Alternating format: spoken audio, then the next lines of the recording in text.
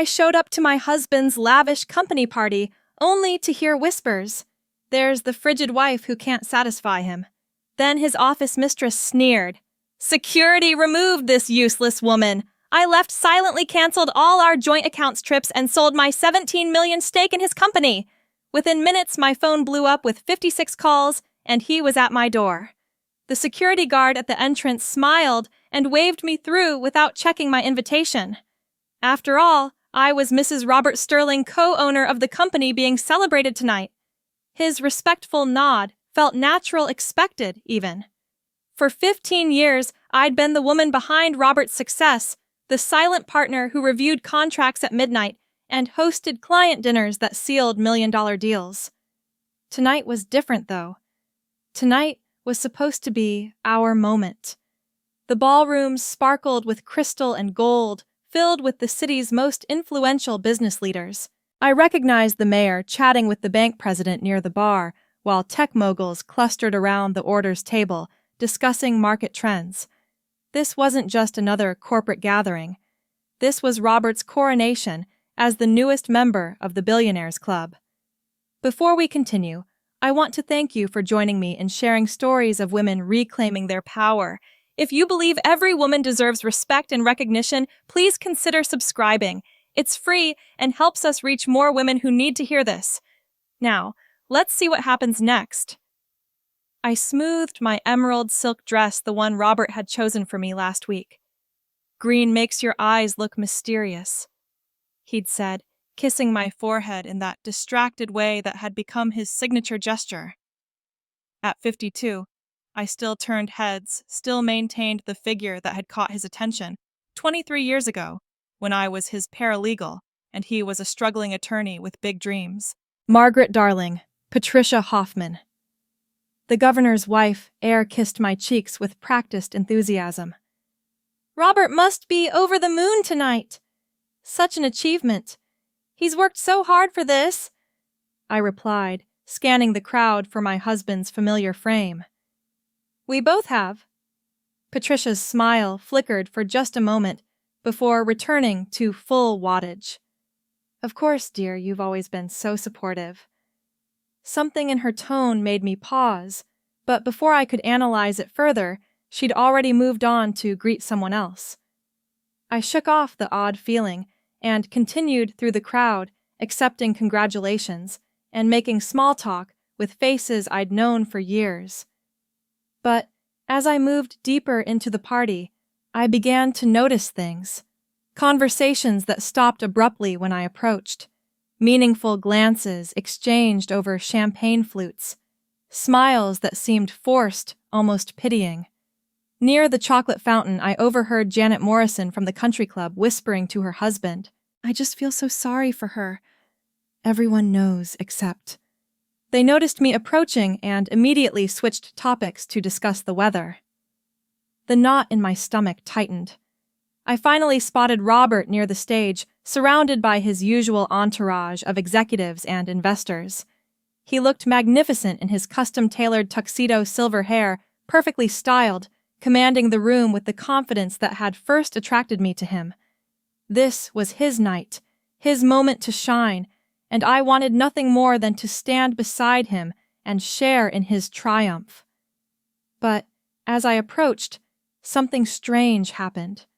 The circle of men seemed to close, ranks their backs turning slightly toward me, as if forming a barrier. Robert continued his animated discussion about overseas expansion, completely unaware of my presence just feet away.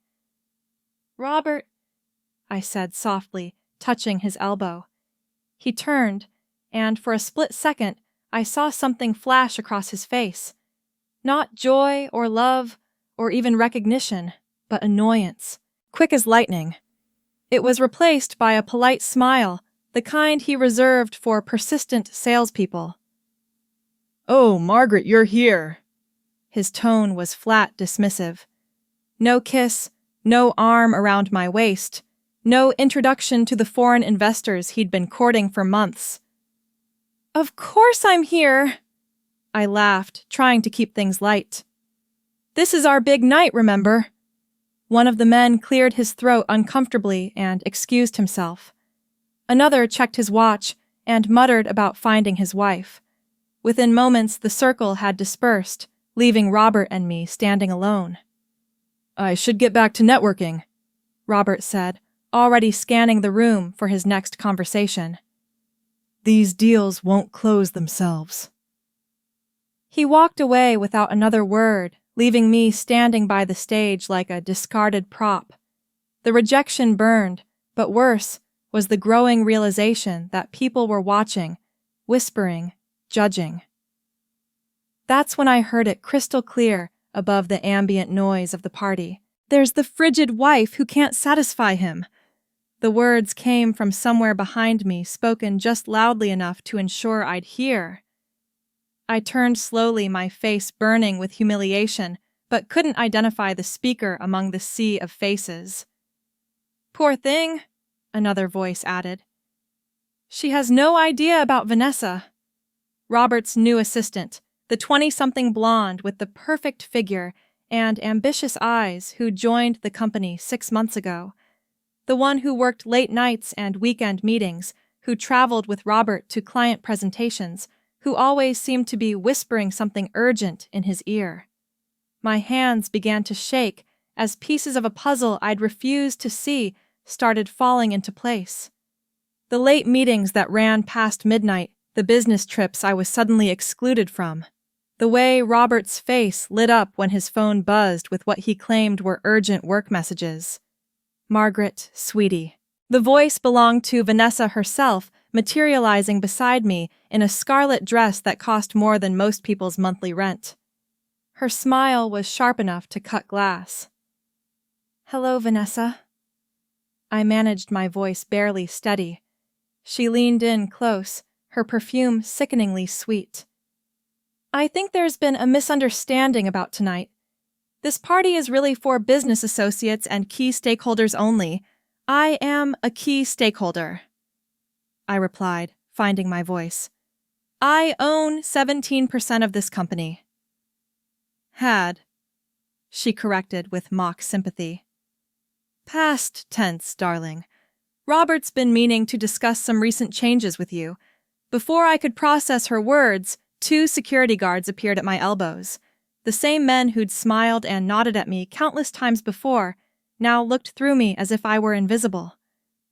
"Security removed this useless woman," Vanessa announced, her voice carrying across the nearby conversations. The ballroom fell silent. Every eye turned toward us, witnessing my public humiliation. I looked desperately toward Robert, but he turned his back, engaged in what appeared to be a fascinating discussion about quarterly projections. As the guards gently but firmly escorted me toward the exit, I realized that everything I thought I knew about my life, my marriage, and my future had just shattered, like crystal hitting marble. The hotel's revolving door spun behind me with a finality that echoed through my bones. Each step down the marble stairs felt like walking away from a grave. Not just my marriage, but the version of myself I'd carefully constructed over 2 decades. The valet who greeted me with such warmth an hour ago now avoided my eyes completely, suddenly fascinated by his clipboard. My heels clicked against the pavement in a rhythm that matched my racing heartbeat. The city's nightlife hummed around me. Couples laughing as they headed to late dinners, groups of friends celebrating Friday night freedom, but I felt completely detached from their joy. In my clutch, nestled between my lipstick and car keys, sat the small velvet box I'd been saving for tonight. I pulled it out, running my thumb over the soft surface. Inside lay a platinum bracelet engraved with coordinates, the exact location where Robert had proposed 23 years ago, on that beach in Malibu.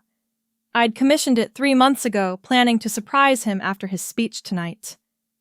The irony tasted bitter in my mouth. "Excuse me, are you all right?" A young woman in a server's uniform had stepped outside for her smoke break. Her concern seemed genuine, unlike the manufactured sympathy I'd endured inside. "Just getting some air," I managed, forcing a smile that felt like cracking glass. She nodded and lit her cigarette, but I could feel her watching me. Did I look as broken as I felt? I straightened my shoulders and walked toward the parking garage, each step building something new inside my chest. Not grief, but something harder. My Tesla sat exactly where I'd left it, gleaming under the fluorescent lights. I slid into the driver's seat but didn't start the engine. Instead, I sat in the silence, finally allowing myself to think clearly for the first time in months. The signs had been everywhere. Robert's sudden interest in fitness trading his reading glasses for contacts, the mysterious charges on our credit card for restaurants I'd never been to, the way he'd started showering immediately after coming home from work, washing away evidence I'd been too trusting to recognize. But it wasn't just the affair that stung. It was how completely I'd been erased from the narrative of our success. Every business article called it Sterling Enterprises, crediting Robert as the visionary founder. No mention of the woman who'd mortgaged her inheritance to fund his first office lease. No acknowledgement of the connections I'd provided through my family's legal firm. No recognition of the countless nights I'd spent reviewing contracts while he slept. I opened my phone and scrolled to my contact list. My finger hovered over Robert Holm for a moment, before moving to David Chin, financial advisor. Margaret, it's past 10 Hozira. Is everything okay, David? I need you to execute some transactions first thing Monday morning. Can you access my portfolio remotely? Of course. But what's the urgency? We just reviewed your investments last month. I want to liquidate my stake in Sterling Enterprises, all $17 million worth. The silence stretched long enough that I wondered if the call had dropped. Margaret, that's a massive decision. Maybe we should schedule a meeting next week to discuss. Monday morning. David, I also need you to freeze all joint accounts and credit cards. Everything connected to Robert gets shut down immediately. Are you getting divorced?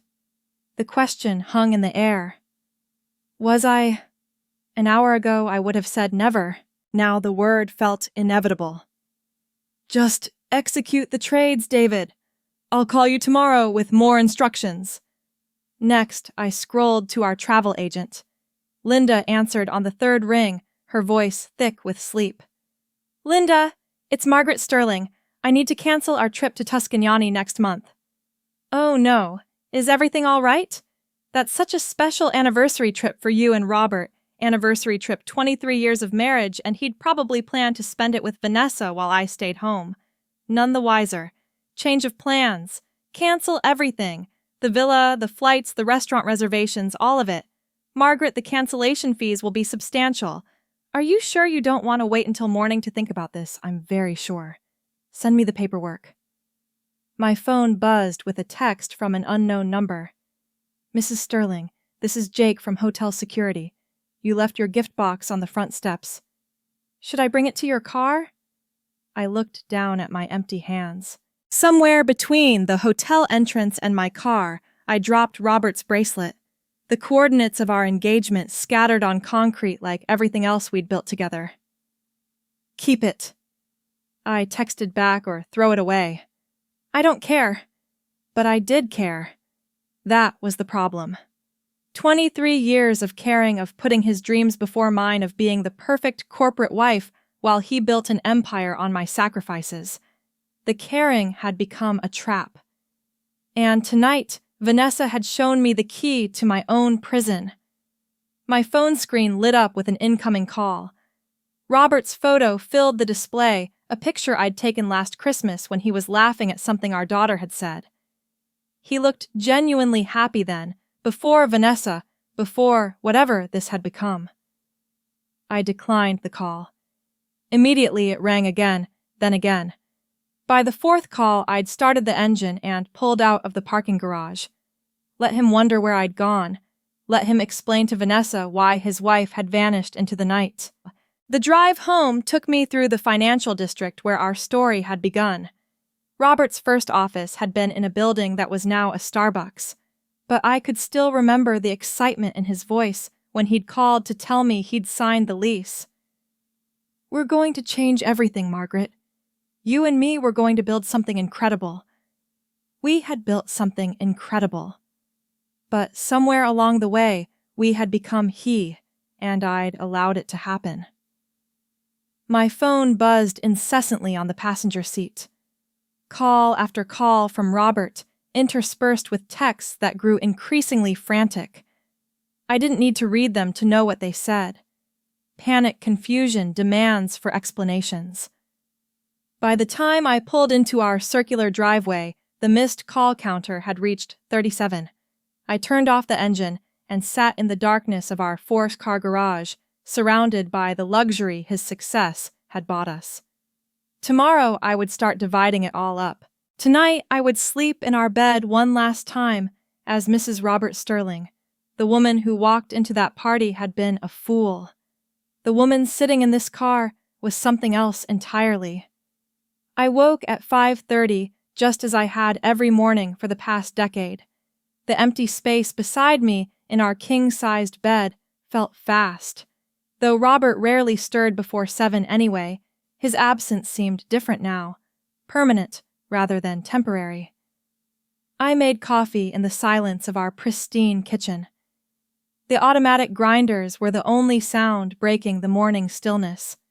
My home office hadn't changed since yesterday, but everything felt different as I settled behind the mahogany desk Robert had given me for our 10th anniversary.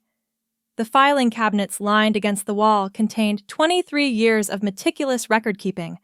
Every receipt, every contract, every bank statement organized with the precision that had once impressed Robert's business partners. Now those same documents would serve a different purpose. I pulled out the first file, Sterling Enterprises Incorporation papers from 1998. My signature appeared right beside Robert's, listing me as co-founder and initial investor. Funny how history had a way of rewriting itself in corporate press releases. I photographed each page with my phone, creating a digital trail that couldn't be disputed or hidden. The second file contained loan documents from 2001, when Robert needed capital to expand. My family's law firm had provided the connections, but more importantly, I'd signed as guarantor for the $3 million loan. My personal assets had been on the line, not his. Another photo, another piece of evidence. By 8 Guzuro, I'd documented 15 years of financial contributions that told a story Robert's company biography conveniently omitted. The inheritance from my grandmother that funded his first major acquisition, the second mortgage on our house to cover payroll during the 2008 recession, the countless client referrals from my network that had built his empire. My phone rang. David Chen's name flashed on the screen. Margaret, I've been trying to reach you since 6. The market's open in 30 minutes and I need verbal confirmation for these trades. You have it. Execute everything we discussed. The Sterling Enterprises stock has already dropped 2% in pre-market trading. Word is getting out about major shareholder changes. Are you absolutely certain, David? I've never been more certain of anything in my life. All right, give me 2 hours and it'll be done. I hung up and opened my laptop. The legal notice I drafted at 3:00 in the morning stared back at me, clinical and precise. No emotional appeals, no explanations, just facts. Margaret Elizabeth Sterling hereby notifies the Board of Directors of Sterling Enterprises of the immediate liquidation of her 17% ownership stake and the termination of all joint financial obligations. My finger hovered over the send button for exactly 3 seconds before clicking. The email disappeared into cyberspace, carrying with it the end of everything Robert thought he controlled. 30 seconds later, my phone exploded. Robert's name flashed on the screen, but I let it go to voicemail. Then again and again. By the 4th missed call, I was actually enjoying the silence between rings. Each unanswered call was a small victory, a tiny reclamation of power. The text messages started next. Margaret, what the hell did you do? Call me back immediately. Delete. This is insane. You can't just destroy everything we built because you're having some kind of breakdown. Delete. The board is in emergency session. You've triggered a company-wide crisis. Call me. Delete. I made myself a second cup of coffee and returned to my filing cabinets. The partnership agreements Robert had insisted on renegotiating 5 years ago suddenly looked very different through my current lens. He'd been planning this for longer than I'd realized, slowly reducing my official involvement while increasing my financial liability. But he'd made one crucial mistake. He'd never removed my name from the original incorporation documents. In the eyes of the law, I was still a founding partner with equal rights to company information and decision-making authority. My phone buzzed with a text from an unknown number. "Mrs. Sterling, this is Vanessa. I hope you're feeling better this morning. Perhaps we could have coffee and discuss last night's misunderstanding." I stared at the message for a full minute. The audacity was breathtaking. The woman who publicly humiliated me was now reaching out like we were old friends who'd had a minor disagreement. I typed back, "There was no misunderstanding, and it's Miss Hartford now. I'm returning to my maiden name." Her response came immediately. "Let's not be hasty. Robert is very upset, and I think we can work something out that benefits everyone." Benefits everyone. As if I were a problem to be managed rather than a person who'd been betrayed. I took a screenshot of her message and added it to my growing collection of evidence. My landline rang. A number so few people had that it could only be one person. "Margaret Elizabeth. What in God's name is going on?" My sister. Sarah's voice crackled through the speaker. "Robert just called me in tears saying, 'You've lost your mind. I found my mind actually for the first time in years.' He says, 'You've destroyed his company out of spite, that you're having some kind of emotional breakdown and making decisions you'll regret.'" I walked to my window, overlooking the garden Robert had never shown any interest in maintaining. My roses were in full bloom, tended carefully by hands he'd never bothered to notice were always dirty from soil. "Sarah, did you know that I've contributed over $20 million to Robert's success, not including the value of my time, my connections, or my unpaid labor?" "Well, that's what marriages are. Did you know he's been having an affair with his assistant? That she publicly humiliated me in front of 200 people last night?" Silence. "I'm not having a breakdown, Sarah. I'm having a breakthrough. There's a difference." After I hung up, the house felt peaceful again. I returned to my desk and opened a new document. If Robert wanted to play the victim, he'd need to explain 23 years of financial records that painted a very different picture. My phone showed 56 missed calls now, but the constant buzzing had become white noise. Each ignored ring felt like shedding another layer of the life that had been suffocating me without my realizing it. The woman who'd left that party in shame was gone. In her place sat someone Robert had never met, someone who knew exactly what she was worth and wasn't afraid to collect. The Sterling Enterprises boardroom had always intimidated visitors with its floor-to-ceiling windows and imposing conference table. But today, I felt perfectly at home in the leather chair I'd occupied for countless strategy meetings over the years. I'd arrived 30 minutes early, spreading my documents across the polished surface, like a general preparing for battle. The other board members filtered in with uncomfortable expressions. Men I'd known for decades, who suddenly couldn't meet my eyes. James Morrison, our longtime CFO, gave me a sympathetic nod before taking his usual seat. Patricia Webb from legal looked positively sick, probably already calculating the ramifications of my actions. Then Robert burst through the mahogany doors. 23 years of marriage had taught me to read his moods, but I'd never seen him look quite like this. His usually perfect silver hair was disheveled. His tie, crooked and dark circles, shadowed his eyes. The commanding presence that had dominated this room for 15 years had evaporated overnight. Vanessa slipped in behind him. Her red power suit a stark contrast to her pale complexion. She positioned herself against the far wall, arms crossed defensively, trying to project confidence, but failing miserably. Her eyes darted between Robert and me, like a cornered animal calculating escape routes. "Margaret." Robert's voice cracked slightly on my name. "What have you done?" I leaned back in my chair. hands folded calmly in my lap. "Good morning, Robert." Gentlemen, Patricia, thank you all for gathering on such short notice. Don't play games. Robert slammed his palm against the table, making several board members jump. "You've triggered a company-wide financial crisis. Our stock is in free fall, clients are panicking, and the bank is demanding explanations for frozen accounts." James Morrison cleared his throat. Margaret, perhaps we could discuss a more gradual transition. There's nothing to discuss, James. I've liquidated my position in accordance with company bylaws. Everything was done legally and properly. Robert began pacing behind his chair like a caged predator. "You've taken everything from me. 23 years of work destroyed overnight because you're having some kind of emotional breakdown." The accusation hung in the air, and I saw several board members shift uncomfortably. They were waiting for me to defend myself, to break down, to prove Robert's narrative that I was an unstable woman acting irrationally. Instead, I opened my folder and pulled out a single document. "This is the original incorporation filing from 1998. I said, my voice steady and professional. "You'll notice my name listed as co-founder and primary investor." Funny how that detail never made it into your company biography. Robert stopped pacing. That was just a formality.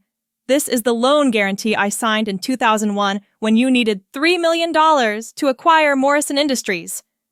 I placed another document on the table. "My personal assets secured that expansion, not yours." Vanessa uncrossed her arms, suddenly paying very close attention. "And this," I continued, producing a thick stack of papers, documents every financial contribution I've made to Sterling Enterprises over the past 2 decades. $27 million in direct investment, not including the market value of business connections, client relationships, and strategic guidance. The room fell silent, except for the hum of the air conditioning. Robert's face had gone from red to pale gray. Margaret Patricia Webb spoke carefully. "What exactly are you proposing? I'm not proposing anything. I'm informing you that as of this morning, I've divested all holdings in Sterling Enterprises. The company will need to restructure immediately to remain solvent. You can't just Robert started, but I cut him off. I can and I have. What I built, I can unbuild." For the first time since entering the room, I looked directly at Vanessa.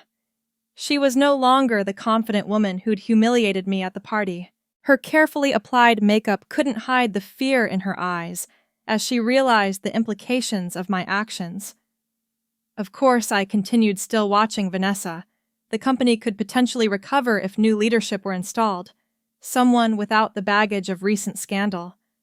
Robert followed my gaze to his mistress, and understanding dawned on his face. "You're destroying everything to get back at me for." "For what, Robert?" "For having an affair, for publicly humiliating me, for erasing my contributions from company history." I stood slowly gathering my documents. "This isn't revenge. This is business." The temperature in the room seemed to drop 10 degrees.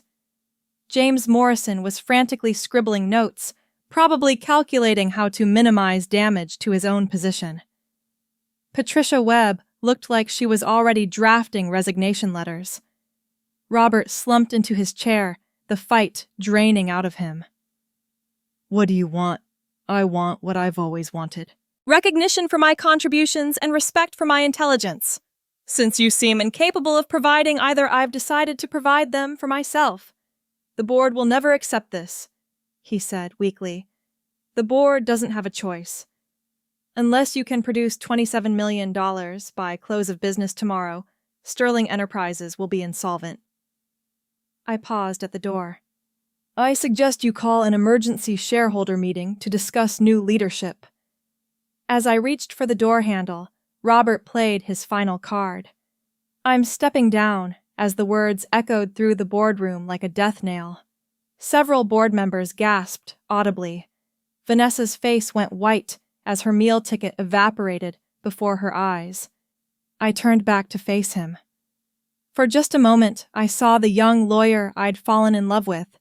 Brilliant, ambitious, but ultimately weak when faced with real consequences. That's a wise decision, Robert. I'll have my attorney prepare the necessary paperwork for our divorce as well. Once you've secured the company's future, we can discuss the division of our personal assets. I walked out of that boardroom as a different woman than I'd walked in. Behind me, I could hear frantic whispers and the scratch of Patricia's pen as she began damage control. Vanessa's heels clicked rapidly against the marble floor as she hurried after Robert, probably already calculating her own exit strategy. The elevator doors closed with a soft ding, and I finally allowed myself a small smile. 23 years of being invisible had taught me exactly how visible I could become when I chose to be. The elevator descended in complete silence, carrying me away from 23 years of my life. When the doors opened in the parking garage, I felt like I was stepping into an entirely different world, one where I made the rules instead of following someone else's script. My phone buzzed incessantly during the drive home, Robert's name flashing on the screen with desperate persistence. By the time I pulled into my driveway, the missed call counter had reached 43. I turned off the phone and slipped it into my purse, craving the silence. Inside our house, my house now, I realized everything looked exactly the same, but felt completely foreign. The wedding photos lining the hallway seemed like artifacts from someone else's life. The kitchen where I'd hosted countless dinner parties for Robert's clients felt too large, too empty. Even our bedroom, with its California king bed and matching nightstands, belonged to a couple I no longer recognized. I walked straight to my home office and pulled out the manila folder I'd prepared weeks ago, but never had the courage to use. The divorce papers sat crisp and clean, every line of legal text representing a door closing and another opening. At the top of the first page, bold letters declared petition for dissolution of marriage. Margaret Elizabeth Sterling versus Robert James Sterling. My hand trembled slightly as I signed my name on the first line. Margaret Hartford. I'd already started the process of reclaiming my maiden name, and seeing it in writing felt like putting on clothes that actually fit after years of wearing someone else's wardrobe. The second signature came easier than the third. By the time I reached the final page, my hand was steady, my resolve absolute. I sealed everything in the pre-addressed envelope and placed it in my outgoing mail basket. Tomorrow, a process server would deliver them to Robert's office, making our separation official in the eyes of the law. As I set the envelope aside, something unexpected washed over me. Not grief or anger, but profound relief. For the first time in decades, I wasn't wondering what Robert wanted for dinner, or whether I should attend some client function, or how to support his latest business venture. The mental space that had always been occupied by his needs suddenly belonged entirely to me. That night, I slept better than I had in months. The following weeks blurred together in a haze of legal meetings and paperwork, but also something I hadn't experienced in years: genuine excitement about my own future. My attorney, Rebecca Martinez, became both legal counsel and unofficial therapist as we navigated the complexities of dissolving a marriage worth millions.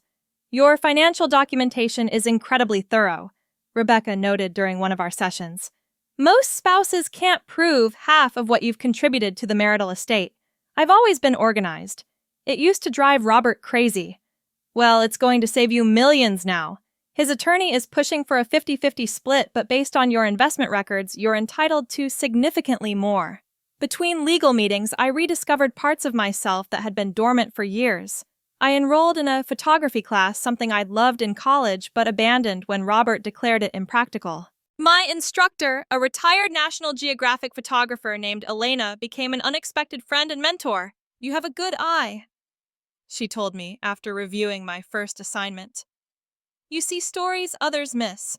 I'd always seen stories in Robert's business deals, in the lives of his clients, in the social dynamics of corporate parties, but I'd never considered that my perspective had value beyond supporting someone else's narrative. My sister Sarah visited one afternoon ostensibly to check on my emotional state, but really to satisfy her curiosity about my dramatic life change.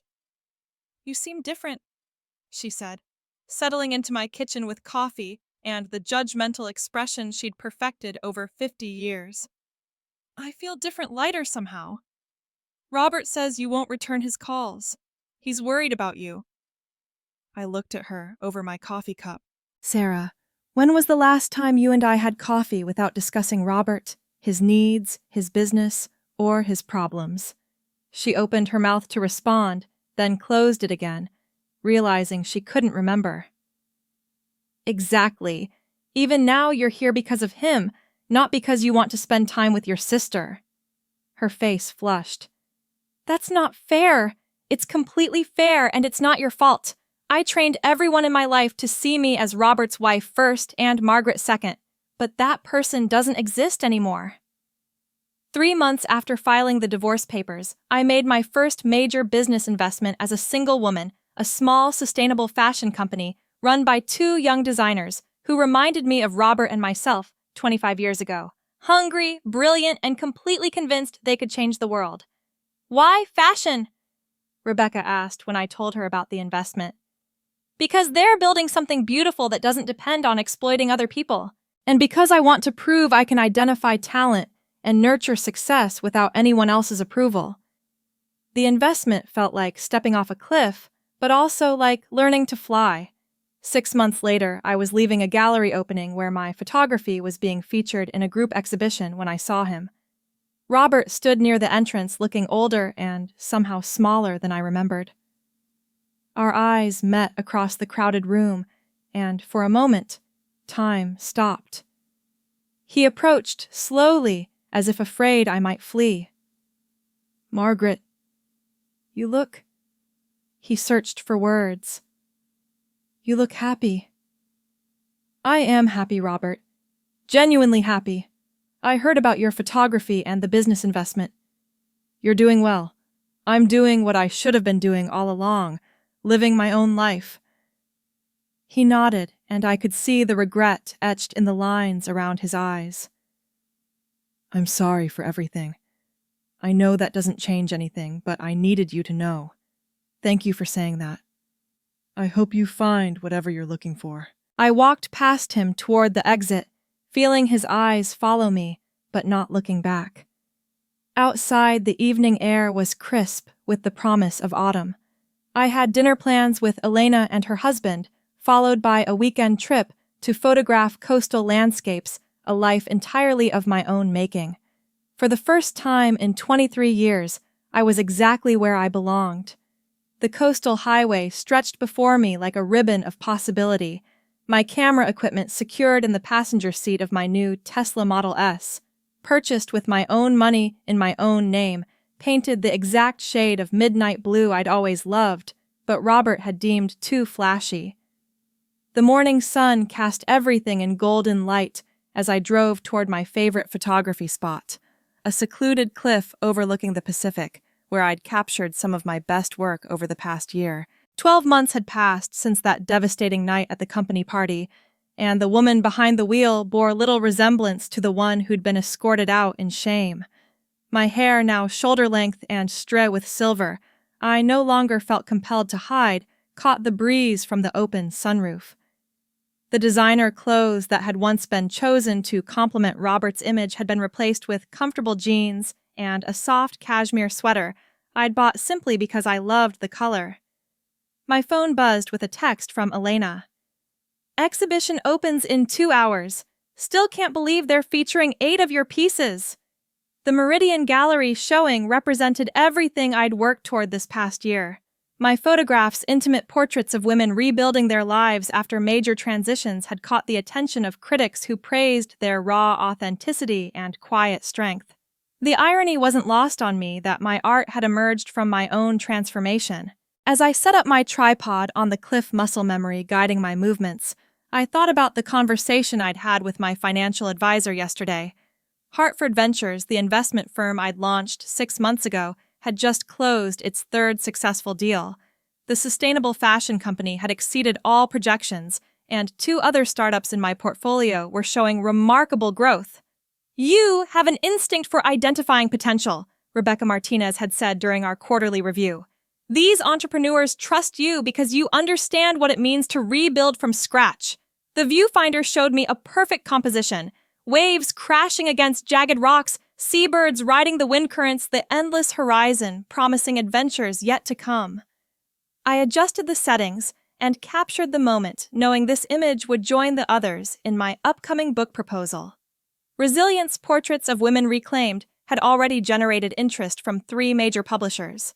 My phone rang as I packed up my equipment. Sarah's name appeared on the screen, and I answered with genuine warmth for the first time in years. Margaret, I just wanted to wish you luck tonight. I know how much this exhibition means to you.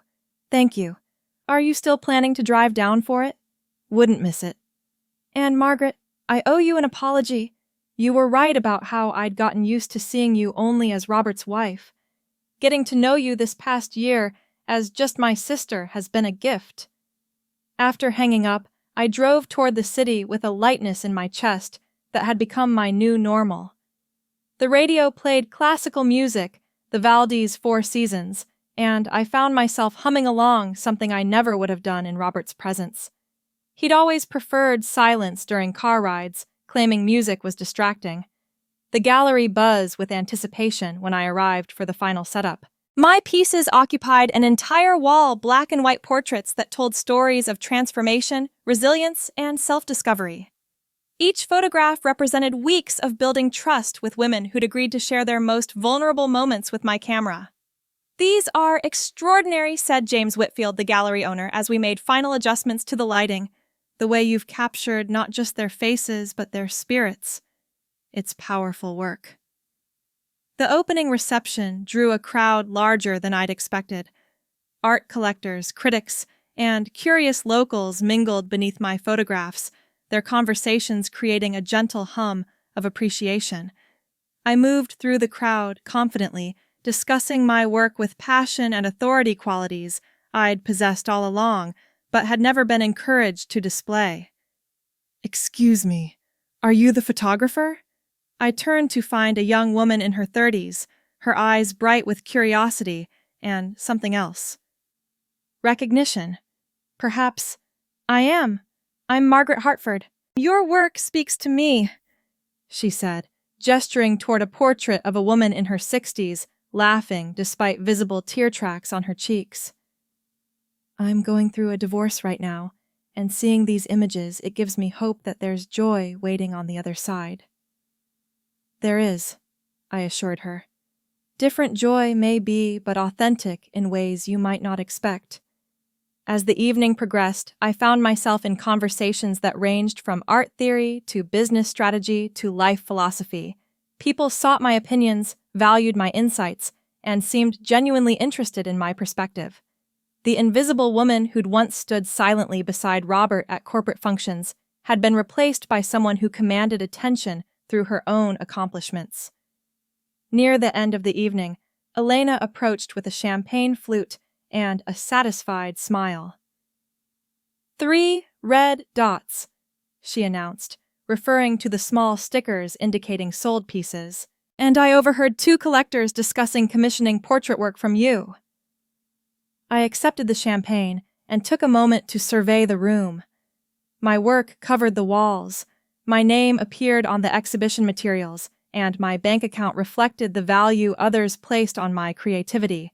But, more importantly, I felt completely authentically myself for the first time in decades. Later that night, I sat in my home office, now truly mine, decorated with my photographs and filled with my projects, reviewing emails from potential clients and publishers. The city lights twinkled beyond my window, and I realized that somewhere in the distance, Robert was probably working late in his office, still chasing the validation he'd never found. I closed my laptop and walked out onto my balcony, breathing in the cool night air. Tomorrow would bring new opportunities, new challenges, new chances to prove that a woman's worth isn't measured by her willingness to disappear into someone else's story. The phone buzzed one final time. A text from an unknown number. "Saw the article about your exhibition. Congratulations. You deserve all the success coming your way. V. I read Vanessa's message twice, then deleted it without responding. Some chapters were meant to stay closed. Standing under the stars, I smiled at the woman I'd become. Successful, independent, and finally, completely free. This story of reclaiming power had you cheering Margaret on. Hit that like button right now. My favorite part was when Margaret calmly told the boardroom she was taking back what she built, watching Robert's empire crumble. What was your favorite moment? Drop it in the comments below. Don't miss more empowering stories like this. Subscribe and hit that notification bell so you never miss an upload.